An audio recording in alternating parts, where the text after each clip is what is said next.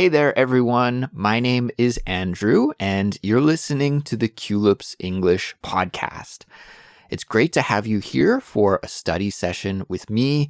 If this is your first time listening to Culips, welcome aboard. I'm a long-term English teacher who's originally from Canada, but now I'm based out of South Korea. And here at the Culips English podcast, my team and I, we create interesting audio lessons for intermediate and advanced English learners that are designed to help you become better at English overall, to improve your speaking and your listening and your vocabulary and your communication skills. Plus, along the way, we like to teach you important cultural information about what life is like in English-speaking countries. Now, we kick off the week each week with a short bonus episode, and that's what you're listening to right now. In each bonus episode, I just share some stories about what's going on in my life and update you about what's new with me. I also teach you one useful vocabulary expression and share some information about how to use that expression in a natural way. So stay tuned to the end of this episode so that you don't miss this week's lesson. We made a transcript for this bonus episode today, and it's totally free for everyone and makes for a fantastic study resource. You can either follow along with the transcript while you listen, or you could check it out after listening to this episode a few times. There are actually so many different ways that you can study with a transcript, but I'll leave the method that you like to use up to you. And to get the transcript, guys, you just need to click on the link that's in the episode description, or you could just simply visit our website as well, which is culips.com, culips.com. And of course, for all of our regular episodes, we provide transcripts and full study guides for each one. And in the study guide, there are detailed vocabulary explanations and real-world examples. There are quizzes and much, much more. The study guides are available to all Culips members and are a great way to not only improve your English with us, but also to support the work that we do here at Culips at the same time. So if you're interested in becoming a Culips member and learning more details about that, just visit culips.com. So it's time to kick off another new week, guys. It's Monday morning here where I am in Seoul, and I have to say, I had a pretty great week last week, looking back on it, and I hope the same is true for you as well. I got up to a lot last week, and I felt like I was pretty productive with working and studying Korean, my second language, exercising, and relaxing with my family as well, which, come to think of it, I guess those are my main priorities in life: working, studying, exercising, and relaxing with my family. I thought I'd talk about a fun event that happened last week, which was my wife's birthday party. So on Wednesday last week, my wife celebrated her birthday. She's a year younger than I am. And if you're a regular listener of Culips, you'll remember that when I had my birthday back in May, a few months ago, my wife went all out and threw me a really great birthday party. My wife went all out. If you go all out when you do something, it means you put a lot of effort into doing something so that it is successful. The result is successful. So my wife went all out throwing me this birthday party. She put a lot of effort into it, and the result was great. She made delicious food. She gave me some great gifts. She decorated our house beautifully. It was amazing. And I had a fantastic birthday, and my wife made me feel really special. So last week then, it was my turn, right? It was my wife's birthday. She did such a great job on my last birthday that I felt like I had to do the same for her. Now, for those of you who don't know, my wife is Korean, and in Korea, it's tradition to eat a special kind of birthday meal, which is a kind of soup, a seaweed soup called miyeokguk.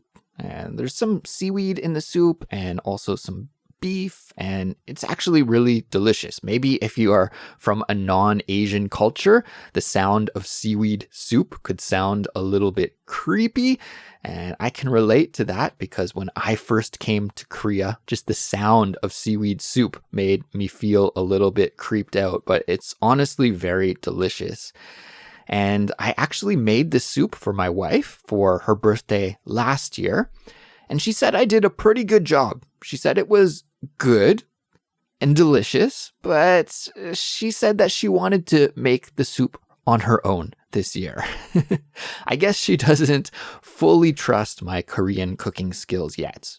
Fair enough, fair enough. I'm trying to learn how to cook Korean food these days, but I'm the first to admit that I'm still a newbie.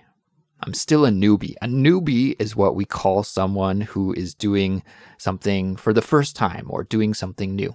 A beginner, in other words. The spelling is Newbie, newbie. So instead of making my wife seaweed soup, I decided to bake her a birthday cake. And she agreed that this was a good idea. So I got to work and I started researching different cake recipes and trying to find a cake that she'd like. Now here's the thing. My wife actually doesn't like cake. She doesn't like cake, but she does like having a cake on her birthday, you know, for blowing out the candles and for taking a photo, that kind of thing. The reason she doesn't like cake is that she says it's too sweet, too buttery, too heavy, and she also doesn't like cream at all. And a lot of cakes have some kind of cream or whipping cream in the cake or in the icing. So I had my work cut out for me, even just to try and make a cake that she would enjoy, because so many cakes are sweet and have cream inside of them. So the first step that I needed to do was find a recipe that would be a good fit for the kind of cake that she would enjoy. I ended up deciding on a simple butter-free vanilla cake, and I decided to use just a very small amount of strawberry jam as a filling instead of icing. Strawberry jam is also very sweet, but it's more of a natural flavor than icing is, I suppose. So I thought that would be a good idea. And the next step was to purchase the ingredients and supplies. And I realized that I actually didn't have very many of the supplies. I didn't have a cake pan, and I didn't have many of the ingredients as well. And as you can imagine, it's a bit expensive to buy everything at one time. And of course, I ended up spending more money just to buy the supplies and ingredients than it would have cost me just to buy a cake from the bakery. So I don't know if you guys have ever run into this issue, but it's a little bit annoying when you make something and you only need to use 1 cup of flour for the recipe, for example, but you end up needing to buy a 2-kilogram bag of flour. Or even worse, what happened to me was I needed to use just a 1/2 cup of sugar for the cake recipe, but I ended up buying a 3-kilogram bag because it was just so much cheaper to buy a bigger bag than a little bag that I couldn't justify spending the extra money on just a small amount. So now I have this huge bag of sugar in my pantry. Anyways, all of the supplies came because I ordered them online and they were delivered to me, and then I baked the cake the day of the party. I had never tried making a layered cake before, but it actually turned out pretty well. I made 3 small and thin cakes, and then I just stacked them up to assemble the full cake. In between each layer of the cake, I spread a small amount of strawberry jam. And then, since my wife doesn't like icing, I just decorated the top of the cake with a very light sprinkling of icing sugar, or some people call it powdered sugar. Same thing. For those of you who don't know, icing is what we usually call the super sweet frosting that is spread on the outside of the cake. It's also what cake makers use to decorate cakes with designs and letterings as well. Anyway, I made one small and simple cake for my wife. I didn't want to make it too big because I thought there was a real possibility that she wouldn't end up eating very much of it. After I made her cake, I still had some of that cake batter left over. Batter. Do you know that word? If you know that word, pat yourself on the back because it's not a very common English word. Batter, B-A-T-T-E-R, it's what we call the wet cake mixture that hasn't been baked yet. And really, we could use it for any kind of food where you have to make a wet mixture before cooking it. So like if you are making pancakes, for example, you could have pancake batter. Or if you are making fish and chips, you could have batter for the fish. You dunk the fish into this wet mixture before you fry the fish. So any kind of wet mixture that we use when baking or cooking, we can call batter. So I had some leftover cake mixture, leftover batter, and I made another cake. And this cake was for me. It was the one that I intended to eat. And I actually still even had some leftover batter after that cake, so I made a couple of cupcakes also. Now, I don't have the same hang-ups that my wife does. I don't have any hang-ups when it comes to eating cake. A hang-up is like a problem or a worry. So my wife has this problem with eating sweet food. She doesn't like sweet food, so she has this hang-up about eating cake. But I don't have that problem at all. I'm not a huge sweet food fan, but that doesn't stop me from eating it, and I have been known to enjoy a piece of cake or two in my day. So because sweet food doesn't really bother me, I decided to experiment a little bit and to try making some buttercream icing and icing my cake with it. I watched a few tutorial videos on YouTube, and it looked easy enough. The YouTubers that I watched all had something that I didn't have though, and that was professional tools. The cake makers in the tutorial videos that I watched all did a really fantastic job at evenly spreading the icing and decorating their cakes in such attractive and beautiful ways. But when I tried to do this myself, it was just a major fail, unfortunately.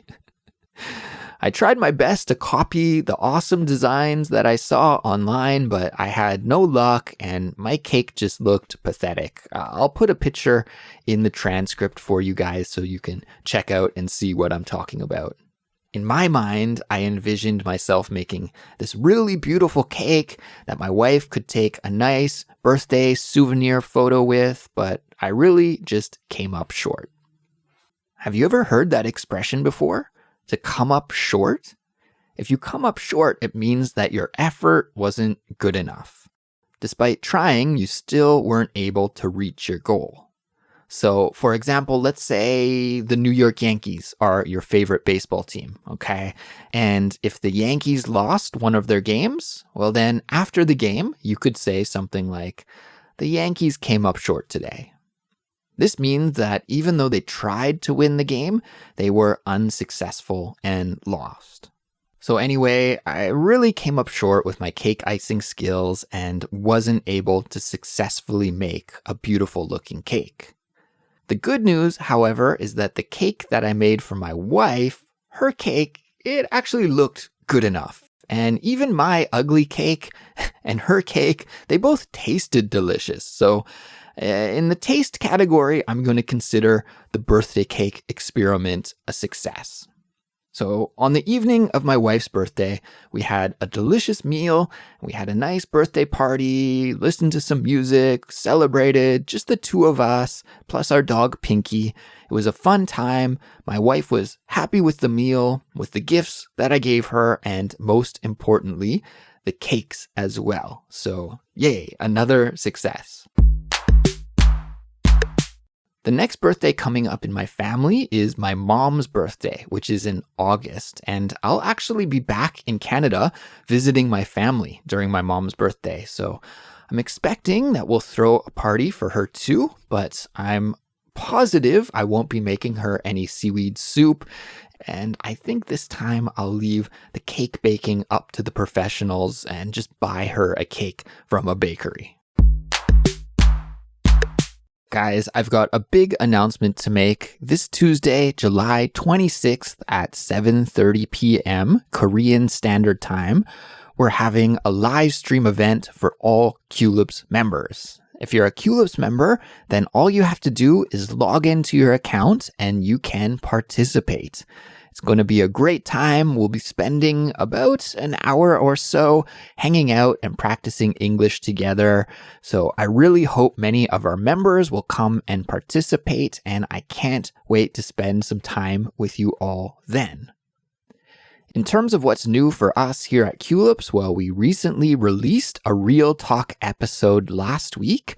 And in that lesson, Cassie, my co-host, and we teach you some practical English expressions that you can use when visiting a flower shop and ordering flowers using English. So be sure to check that episode out. And then a little later this week, we'll be releasing a brand new simplified speech episode where I'm joined again by Cassie, and we'll have a wonderful conversation about international days that are celebrated in the summer. You may be wondering what that episode is all about, but no spoiler, you'll have to tune in and listen to it yourself. So keep your ears and your eyes open for that episode when it is released a little later on this week. And now it's time for this week's vocabulary lesson. Before I wrap up this episode, I want to teach you a common English expression that native speakers use all the time. It's a great one to add to your vocabulary for improving both your listening and your speaking. It is to have your work cut out for you. To have your work cut out for you. Did you hear when I said it earlier in this episode? Why don't we rewind, go back, and take another couple of listens to when I said it a little bit earlier. The reason she doesn't like cake is that she says it's too sweet, too buttery, too heavy, and she also doesn't like cream at all. And a lot of cakes have some kind of cream or whipping cream in the cake or in the icing. So I had my work cut out for me.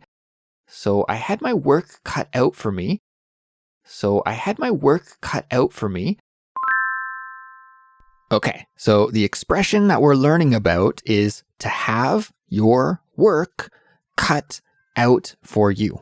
Okay, it's a bit of a long one, to have your work cut out for you. And we just heard about when I was saying that I had my work cut out for me when trying to bake a cake for my wife, who is a person who doesn't like cake. So what does it mean? Well, when you have your work cut out for you, it means that the job or the work or the task that you have to do is going to be very difficult and challenging, if not impossible to do. I've prepared some example sentences using this expression that will explain it more clearly and help us to understand it more deeply. So let's take a listen to those example sentences now. Example sentence number 1. We're going to have our work cut out for us if we want to finish this report by the end of the day. We're going to have our work cut out for us if we want to finish this report by the end of the day.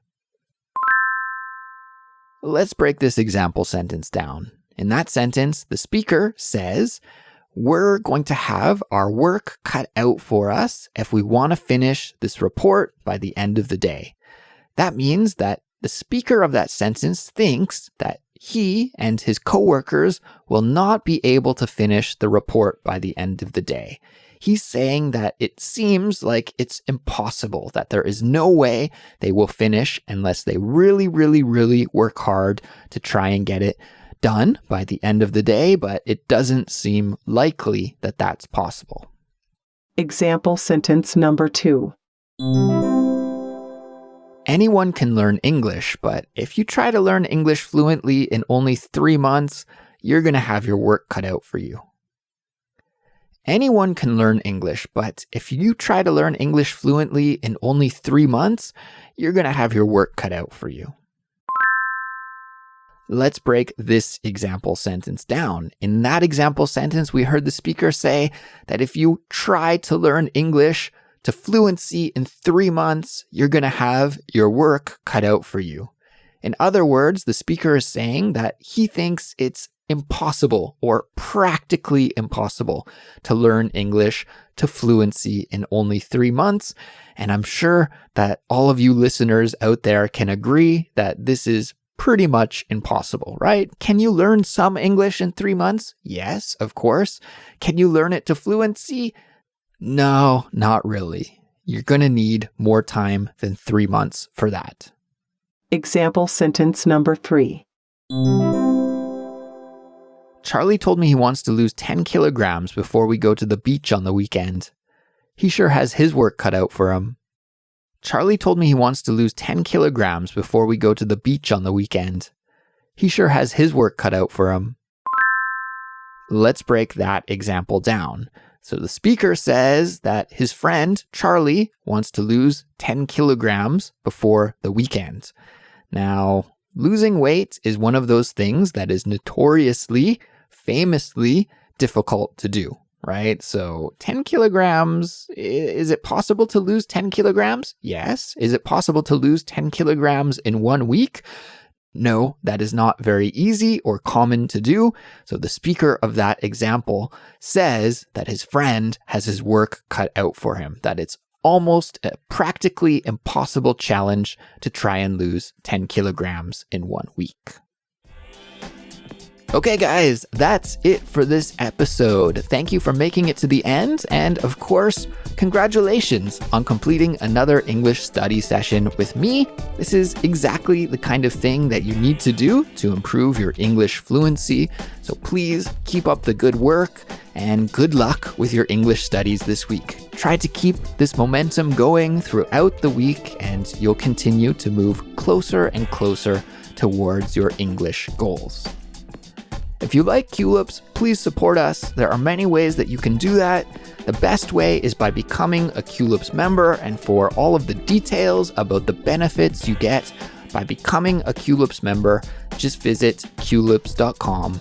But that's not the only way you could support us. You could also tell your friends who are learning English to check Culips out, to follow us on social media like Instagram, or leave us a 5-star rating and a positive review on Apple Podcasts or wherever you listen to your podcasts. Take care, everyone, and I will talk to you soon. Bye.